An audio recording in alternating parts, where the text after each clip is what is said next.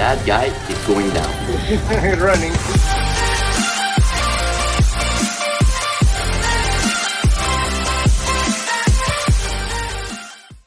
Hello ladies and gentlemen, how are you all doing? Hope you're having a great day today.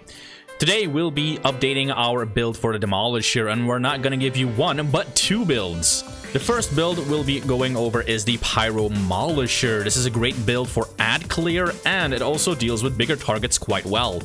Let's go over the abilities real quick. When it comes to micro rockets, we'll be taking the Napalm Rockets Replacer perk with us. With Napalm Rockets, your micro rockets now fires 12 smaller rockets that explodes into a fiery field, slowing and damaging enemies in it.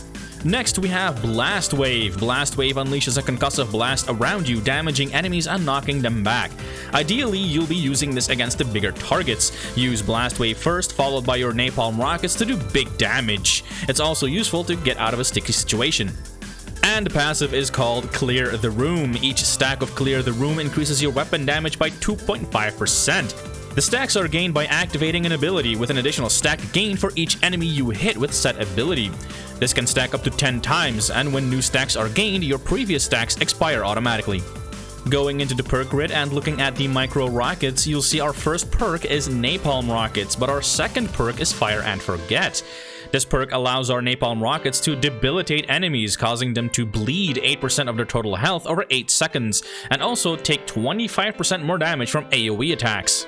This includes the fiery field left behind from your Napalm Rockets, your Blast Wave, and the gun we'll be using, which is the Vulcan Heavy Weapon. Yes, the Vulcan is an AoE weapon, more on that later. The third perk is Loud and Clear. This perk allows Napalm Rockets to deal 20% more damage and causes the ability to generate an additional stack of Clear the Room, which is great. Not only does it give us additional damage, but because we're also taking Quick and Dirty with us, we get more cooldown reduction. Whenever Clear the Room expires, your ability cooldowns are reduced by 1 second for each stack lost. In other words, the more stacks, the more damage, the more cooldown reduction.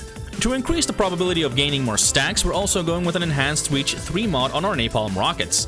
Yes, the reach mods are finally fixed, and more reach means we hit more targets, which means we get more stacks of Clear the Room.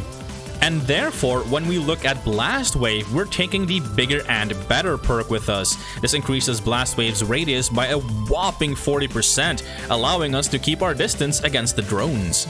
And that's not all, we're also taking Assault and Battery on it. For each target we hit, we reduce Blast Wave's cooldown by 10% with a maximum of 50%, allowing us to use Blast Wave when we're surrounded and have it back up by the time the big elites come in. Since we have a way of knocking enemies down, we can get the Down and Out perk as well. This increases our damage to enemies that are knocked down by an additional 20%. To round up the perk grid, we're also taking perks with us that increases the effectiveness of our primary weapon, which will be the Vulcan. For this, we'll be taking the Demo Heavy Training with us for more max ammo and reload speed, the Lancer Heavy Expertise for more fire rate and reload speed, the Demo Heavy Mastery for even more fire rate, the stability is a nice plus, and the Demo Heavy Expertise for more damage and a bigger radius. For the weapon, like I said, we're using the Vulcan. It has great damage, but eats bullets like M&Ms, so be sure to take a recon with you when you're playing the demo. For attachments, we're going with the Rapid Dispersal unit. The faster you reload, the faster you get back into the fight. Polygonal Rifling for a higher fire rate and a 10% additional damage on enemies for 5 seconds.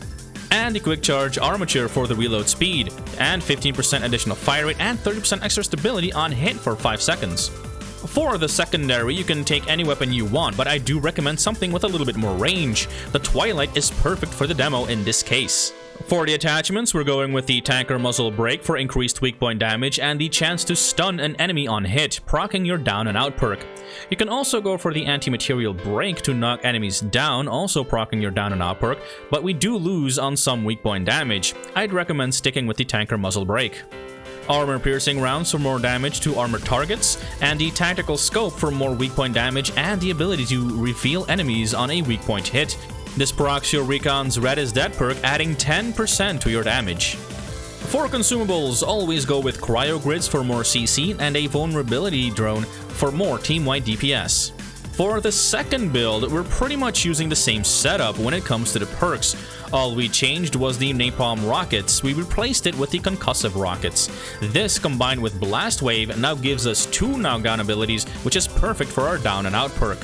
Concussive rockets also have a bigger radius, allowing us to get more stacks for clear the room and further increasing the effectiveness of our reach mod.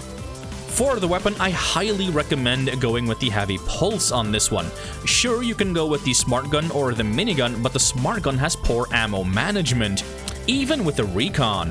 This is because the support drone only replenishes 50 ammo per clip, and with the minigun's wind-up time, you lose precious time since your abilities only knock down for a few seconds.